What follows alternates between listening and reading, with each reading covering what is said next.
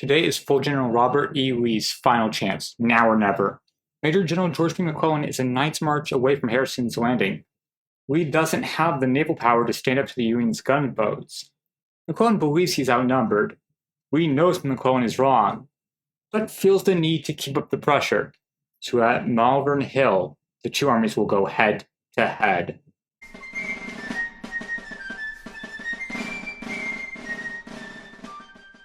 And I do mean two armies. McClellan will have his corps at Malvern Hill. The 5th Corps of Brigadier General Fitzporter was the first to arrive. The only Union forces not there are one division of the 4th Corps led by Brigadier General Erasmus Keyes, who was also not there, but across the James River. 2nd Corps Brigadier General Sumner, who is exhausted from yesterday, soon slogs into position. Brigadier General Samuel P. Eitzman of the 3rd Corps is more energetic and takes up an even stronger position. The 6th Corps Brigadier General William B. Franklin finishes off the line. In the front defensive line, there is 54,000 infantry. As for artillery, there are 171 heavy guns, with 91 in reserves. The Confederates are 55,000 in number, with 12 batteries. Similar in strength, but the question is, can the 1,000 men difference make up for the defense in geography and artillery advantage the Union has? Some of Lee's subordinates don't believe it can be done. Full General Lee meets with his officers, Major Generals Longstreet, Jackson, A.P. Hill, John McGruder, and D.H. Hill. Major General Daniel Hill has spoke with a local resident and has learned the strength of Malvern Hill. He tells Lee he disfavors battle. If General McClellan is there in strength, we had better let him alone. Opposed to D.H. Hill is Major General James Longstreet, who does believe the battle can be won. Don't get so scared, now that we got him whipped. Lee listens to Longstreet. The enemy is before him. He can't let McClellan escape. He orders his subordinates into battle. D.H. Hill, Jackson, and John McGruder will be the front forces. They are still strong after Glendale. A.P. Hill and Longstreet will be held in reserves.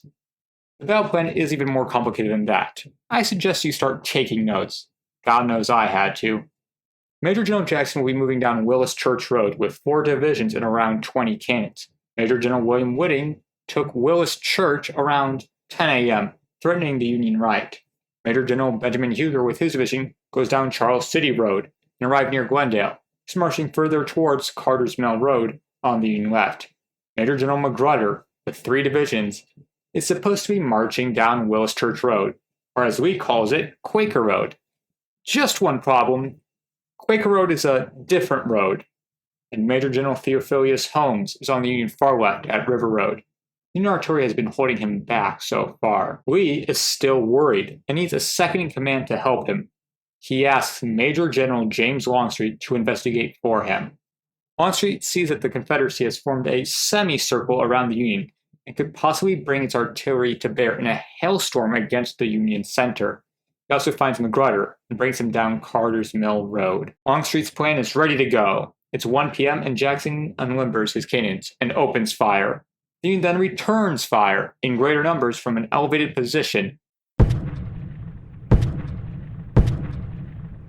Jackson has to withdraw his artillery. Huger tried to get 2 of his batteries out, but the Union's left flank was not lacking in cannons, and soon routed the Confederate guns. Longstreet's plan has already failed. The Confederate infantry will have to carry the day. At 1:30, Lee's Chief of Staff, Colonel Robert Chilton, sends this out. Batteries have been established to break the enemy's line. If broken, as is probable, Armistead, who can witness the effect of the fire, has been ordered to charge with a yell. Do the same. Brigadier General Lewis Armistead will decide the future of the day. Armistead advances forward into an open field, leaving behind the safety of the forest. The Union artillery fires into the brigade.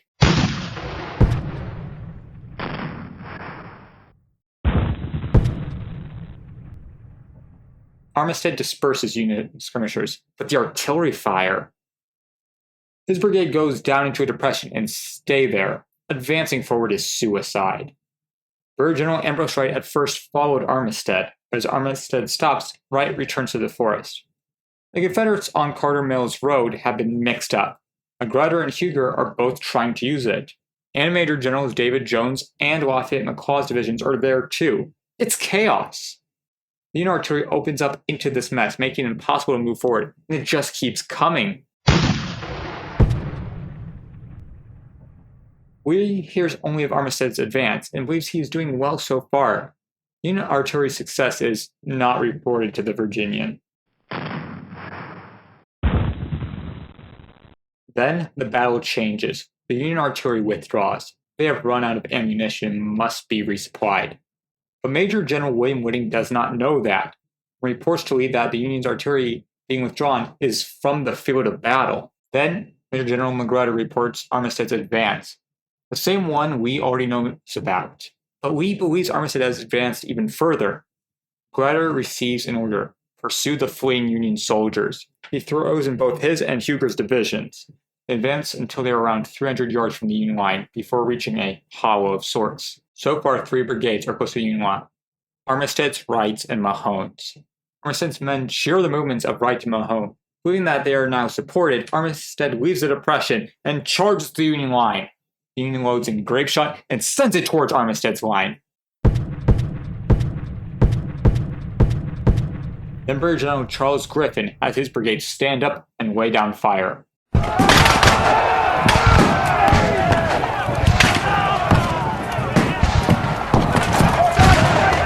Armistead has no choice but to retreat, at least if he wants to still have a brigade. And then comes charging in Wright and Mahone. I believe Armistead saw a weakness in the Union line. The 2 brigades advance and are broken up with grape shot, and Griffin sends down volleys. They too have to fall back, but they can't stay in this depression forever. Those clad in gray climb up again. They charge again, and then are forced back into the depression. Major General Magruder sends in more of Armistead's men and Brigadier General Howell Cobb's brigade. They charge and are repulsed, and Griffin withdraws. Brigadier General Butterfield replaces him. The Union line remains strong and fresh. Then the roar of thunder, and the shell lands nearby. 3 Union gunboats, the USS Galena, USS Jacob Bell, and USS Aroostook, have joined the battle. The first U.S. sharpshooters have been doing the best work so far, and installed terror into the Confederates. Combining that with the gunboats, the Confederates are scared and unable to move forward. Those cheers from Wright and Mahone were premature. But not everyone knows that. Major General Daniel Hill has been hearing nothing for hours. It's 6 p.m., and his men are sitting on bivouac shelters to sleep in. Hill then hears the yell and orders his 5 brigades to exit the woods and charge. The woods cause any semblance of order to get thrown out the window, so the 5 brigades charge separately.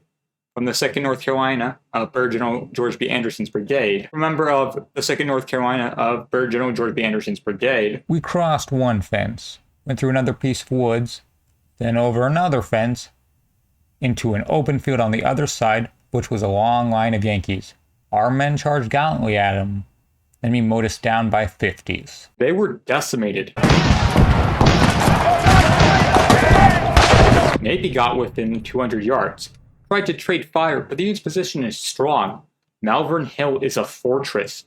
The Confederates are coming at the Union piecemeal. The Union's own Colonel Henry Hunt, who is in charge of the artillery reserves, is ensuring the Union's artillery advantage is being fully utilized. Hill charges again, but the gunfire and artillery decimates his brigades. He can't move forward.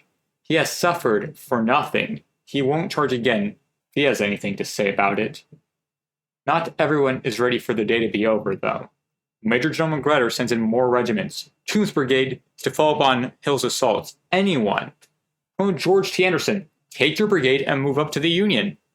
Toombs can't advance any further than Hill and finds himself hiding in the exact same spot. Colonel George T. Anderson moves in between Armistead and Wright, where his brigade is shot down. The Union has been cycling men and blasting their heavy guns. Any weak spot is hidden by the smoke of artillery and muskets. Any hope for a Confederate victory has been dashed, but Magruder keeps trying.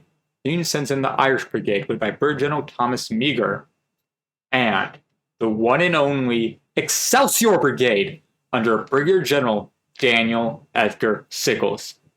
Both brigades soon see action as Brigadier General Crenshaw of the Confederacy sent in again, supported by Brigadier General Paul J. Semmes.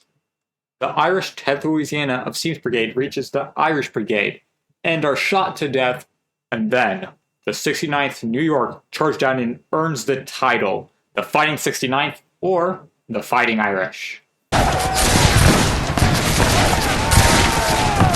They aren't the only ones who are charging.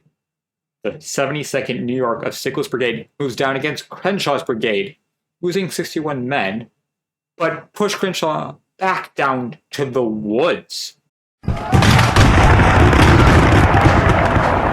Rear General Isaac Trumbull then asks Jackson for the go-ahead to charge.